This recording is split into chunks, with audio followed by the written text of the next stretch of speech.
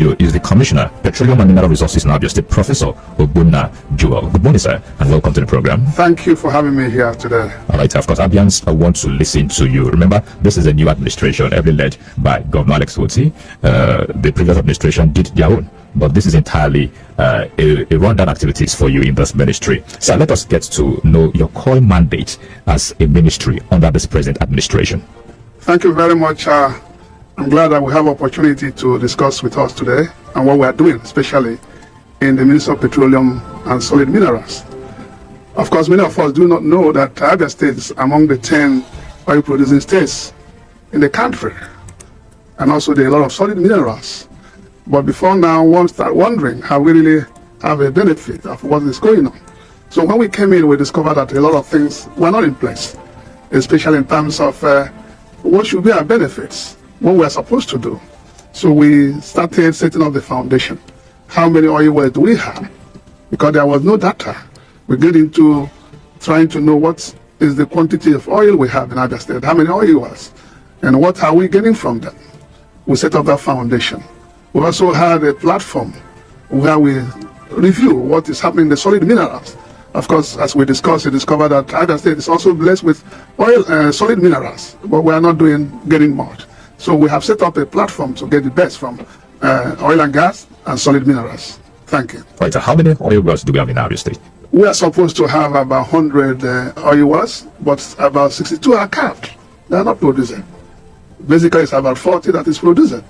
And so we are studying why are we not producing the 62 wells, because that would be a huge benefit to Abia State. So we are coming up with a record and recommendations of what we should do. A lot of things we can do with them.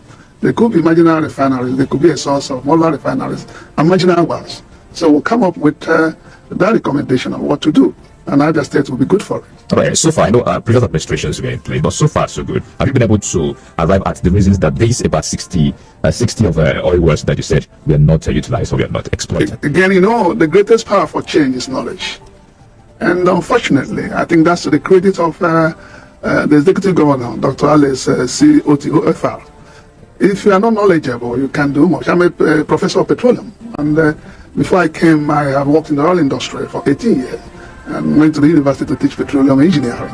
So what happened before now, I would say that a lot of people who were there were not experts, so they had a limitation. So with my background knowledge, that's why we have been able to do what we are doing. And of course, one of the reasons is, if you know, most of the exploration in Abia State before now was done by Shell.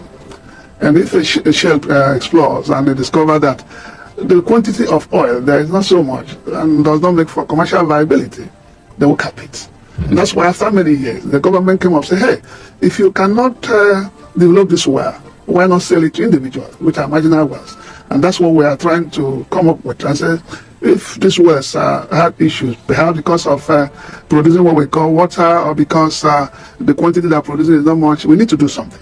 And in the shortest time, we'll come up with a portfolio of what to do. Right, the big discoveries you've carried out, your ministry has carried out, rather, there are persons with a school of thought that Abia, given Abia, commercial city, commercial state, with durable lands and all of that. But given your discovery, people are saying that necessarily the Ministry of Petroleum does not really matter in Abia State. With the discovery, are you taking a different view? It does matter. The point is that if you don't ask for what belongs to you, you don't get it. I mean, the oil there at Owaza West is a natural endowment.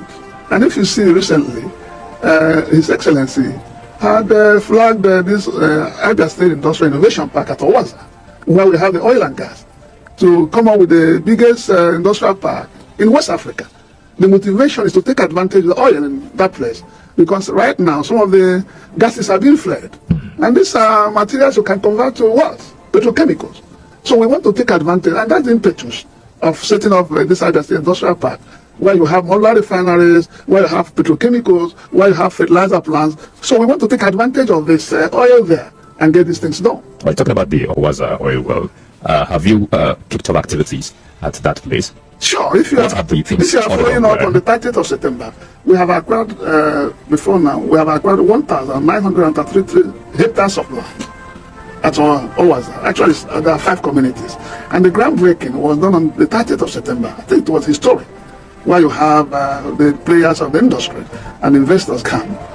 The essence is to use that place because that's the proximity where you have the oil, to use it as to develop these facilities. Right now we are doing the enumeration of the communities to pay them compensation as to start this thing. So we are in course, and I'm sure perhaps we are not following up the news. A lot of people are showing interest. There are people who have indicated for Modler Refinery every day in the office. I'm talking to people because they want to do business with us. And what the government wants to do is to provide an enabling environment in terms of road infrastructure, in terms of, the things that will make for good business. And do you have plans for security for this infrastructure over there in Awaza? Security is sure. But the good news about it that the people of Awaza are very happy because before now we went into engagement with them. They are going to have equity in the business. It's their business, our business.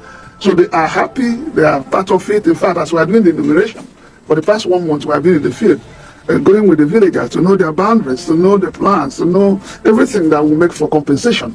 So again, security, the police is supporting, but we don't have issues because the people see the project as their project and they're happy because they have been neglected over the years.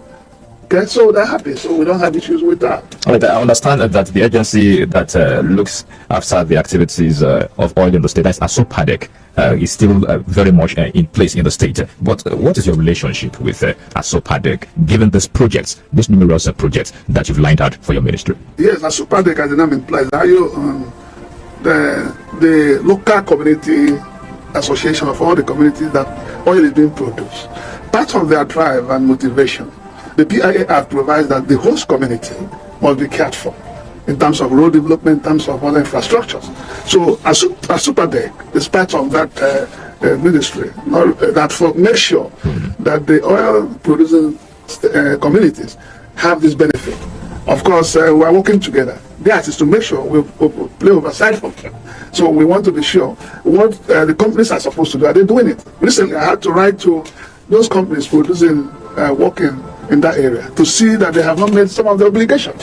And we wrote them, and some of them are coming. Because the host communities are supposed to have 3% of whatever profit that comes from the people working there. And this money is to take care of them. Because in the oil and gas business, there are 3 things that are very key. Economic prosperity, environmental protection, and social equity. You want to make green money, money that does not destroy people. You want to make sure you have a future sustainability. You want to make sure that the young man is happy. He has the right for good air, and water.